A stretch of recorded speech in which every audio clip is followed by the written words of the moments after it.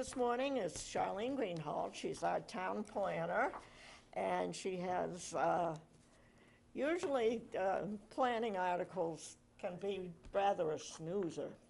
Yeah, they're not real sexy. Yeah. But this year, we really do have something, some that people will understand. So, go right ahead. Okay, this year the planning board has been working on four zoning articles, two of which they actually have worked very closely with the Board of Selectmen on because of the need. And the first is we have an existing zoning bylaw called single-family dwelling with an accessory apartment.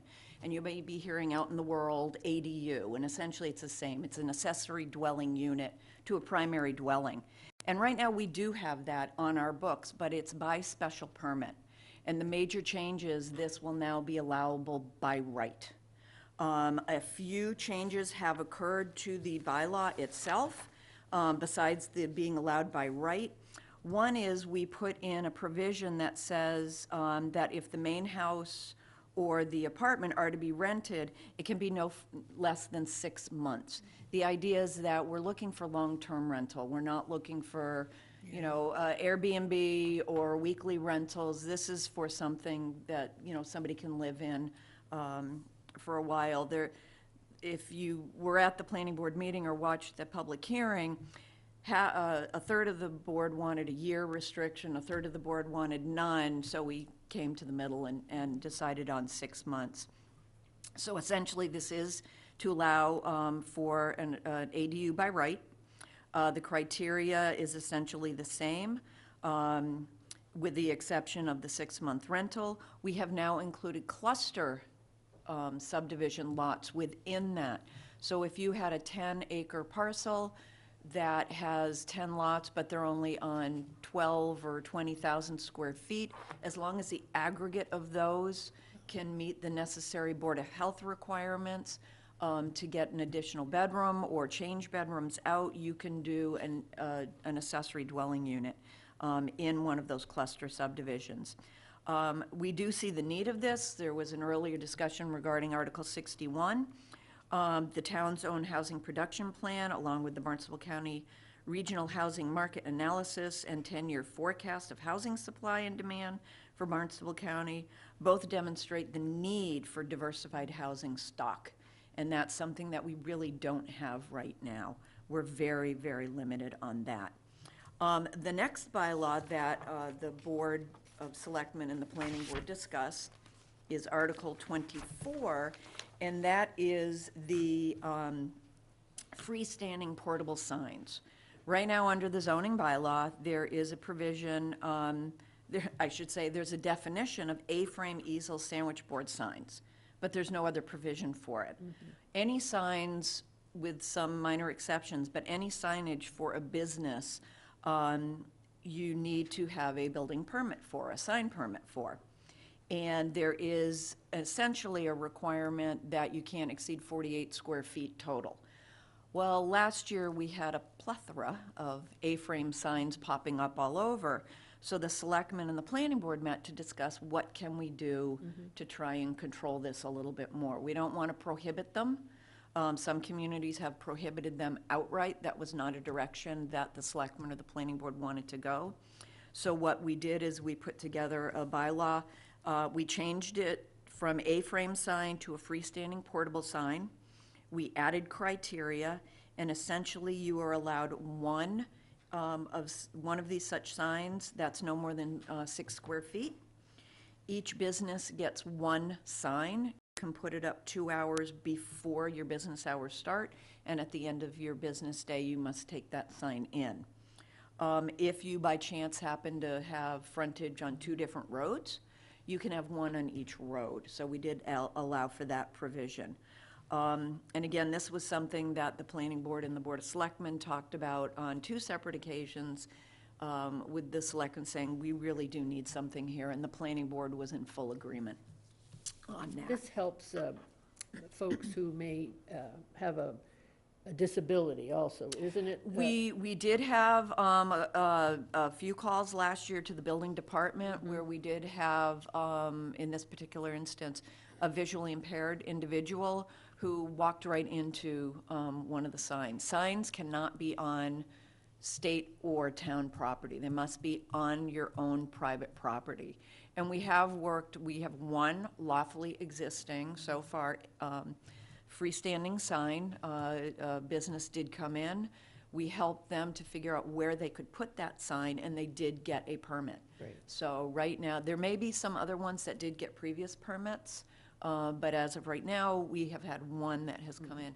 We actually did have a pre-meeting before the public hearing on this zoning article, where we asked the Chamber of Commerce to help us to get people in. We had quite a few people at that meeting, and it was business owners. We had folks from the local, I know I'm going to mess up the name on the Disability Rights Committee. A number of people showed up, and a number of just individuals showed up.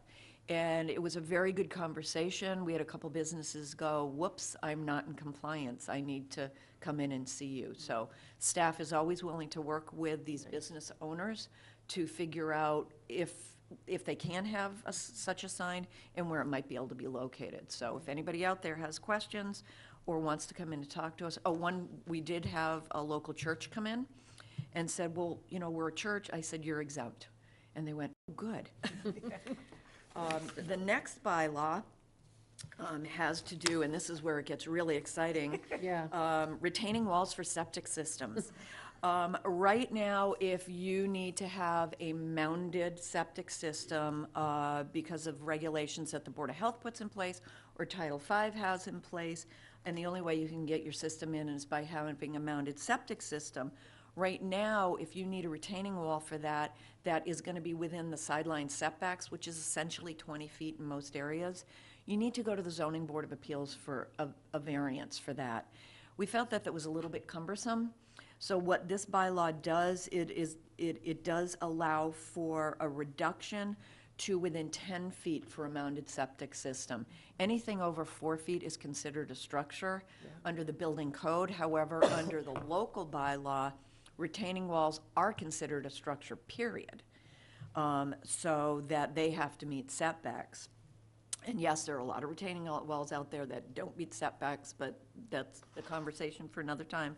But this is to just help alleviate the need for somebody who needs this septic system upgrade or what have you to be able to do it perhaps easier. If they still need to go closer than 10 feet, you still need to go to the Zoning Board of Appeals, but hopefully this will help out in that case.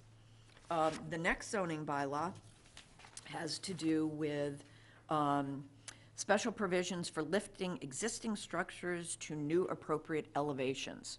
What does that mean? It means if you're in a floodplain and you want to elevate your home so that you can get above the base flood elevation, and right now if you're in a zone, a velocity zone, it needs to be 2 feet above the base flood elevation. So, excuse me,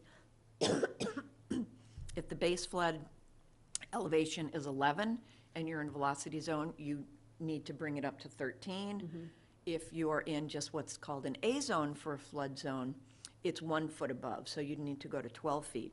Right now, if by elevating the home up, you go beyond the height limitation in this town, which is 30 feet, you have to go to the Zoning Board of Appeals. So what this does, it allows for, and I forget what the exact terminology is, but it does allow for the elevation of the home to that particular, the minimum needed. But we do allow an extra foot in there because we have taken into account sea level rise and that kind of thing, and we do anticipate that we are going to see some changes yet again in the flood zone so that you can go up a little bit more. But we will allow for at least that extra foot if it's really deemed necessary. So you can do that, elevate an existing home. If you're doing a tear down rebuild, that's different. You will need to abide by the height requirements, or you need to go to the Zoning Board of Appeals.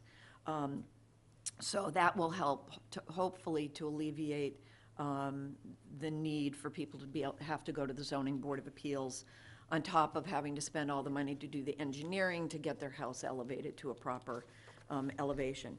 And the last article is Article 27. It's not a zoning amendment, but what it is seeking funds in the amount of $200,000 to update our local comprehensive plan.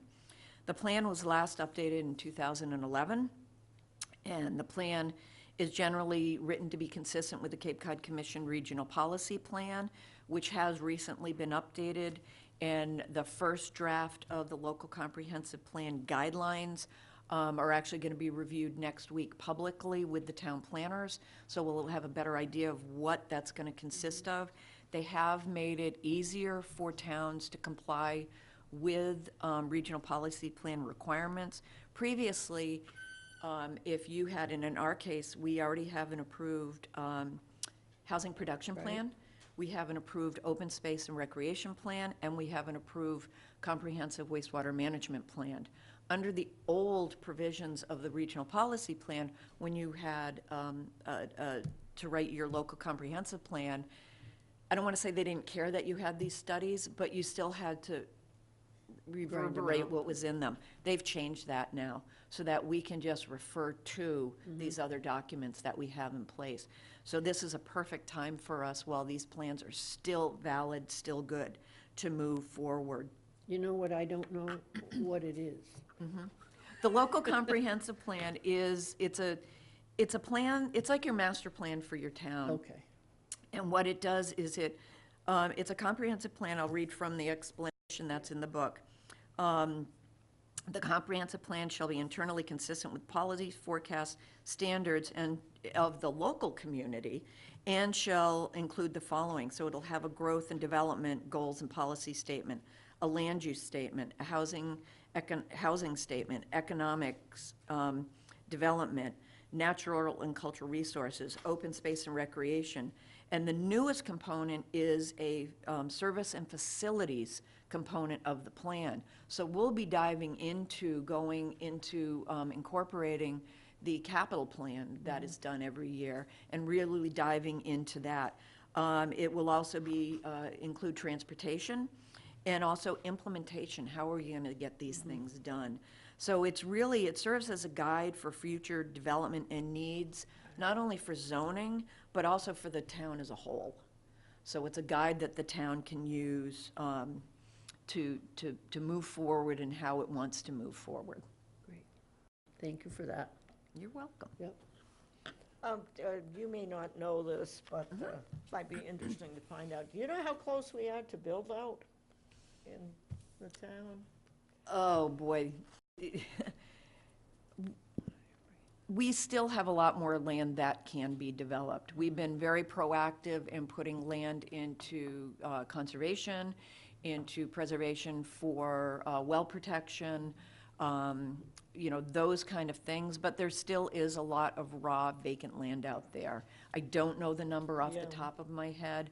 I know when East Harwich was done as part of the comprehensive wastewater management plan, they did do a build-out analysis, and I don't have that number off the top of my head. Yep.